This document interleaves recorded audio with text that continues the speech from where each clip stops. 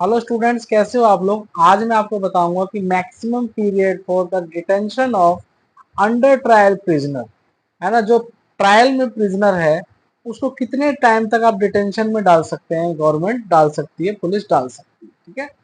तो कितने टाइम तक वो जेल में रह सकता है। तो इसके लिए हम बात करेंगे बीएनएसएस की धारा और सीआरपीसी की धारा, दोनों के बीच में, ठीक है। कौन कौन से नंबर पे ये दिया हुआ है ये सब डिस्कस करेंगे और क्या प्रोविजन है ये डिस्कस करेंगे। जरा ध्यान से देखिएगा।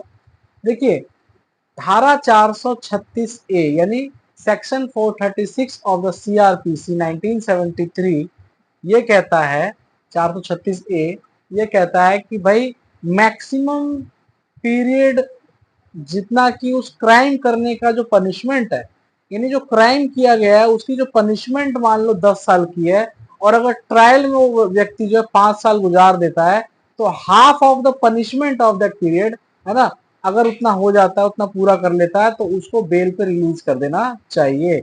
ये कहता है 436 ए ऑफ द सीआरपीसी 1973।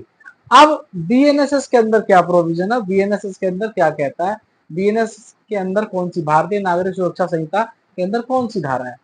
तो भारतीय नागरिक सुरक्षा संहिता की धारा 481 यानी 481 क्लॉज 1 ये कहता है, ध्यान से सुनिएगा, ये कहता है कि maximum period for the detention of under trial prisoner can be the half of that punishment for the committed crime, है ना।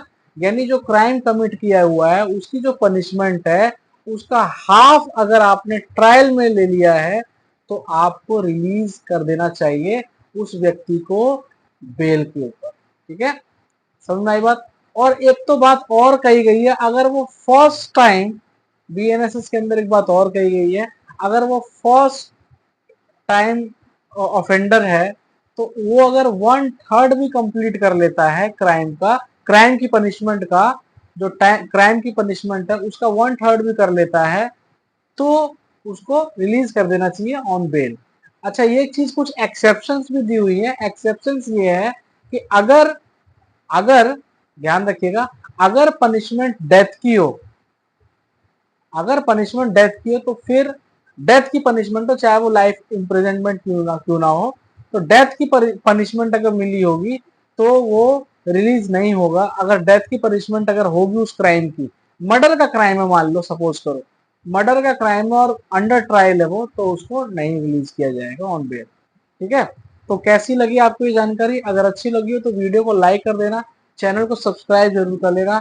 मिलते हैं नेक्स्ट वीडियो में।